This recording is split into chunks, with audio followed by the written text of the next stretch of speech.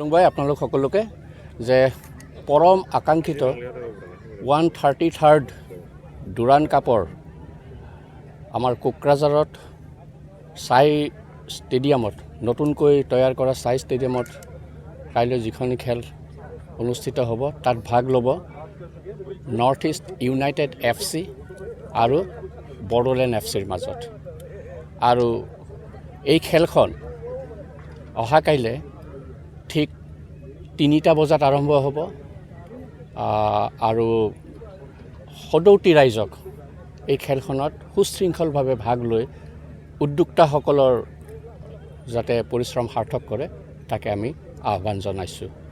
খেলখনত মুখ্য অতিথি ৰূপে থাকিব লাংগি লোঙা মাৰ স্পৰ্টছ মিনিষ্টাৰ মিজোৰাম আৰু স্পেচিয়েল গেষ্ট হিচাপে থাকিব doctor Lotay Tshering former prime minister of Bhutan.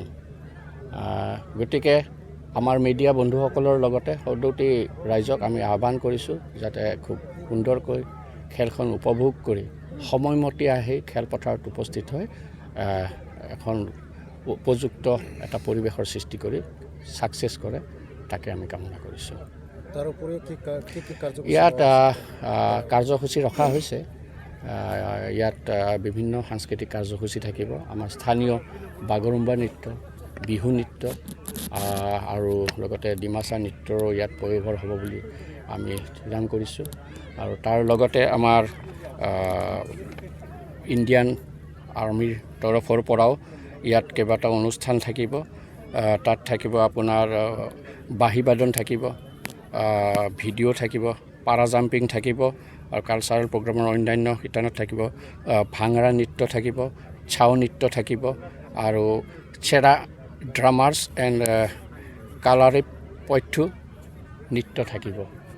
আৰু আমি ভাবোঁ যে যথেষ্ট আকৰ্ষণীয় হ'ব অনুষ্ঠানটি আৰু আমি আহ্বান কৰিছোঁ সকলোকে যাতে কাইলৈৰ দিনটো আমাৰ সকলোৰে কাৰণে এটা মেমৰেবল দিন হিচাপে যাতে আহি থকা বৰ্ষত যাতে আমাৰ থাকি যায়গৈ তাকে কামনা কৰিছোঁ।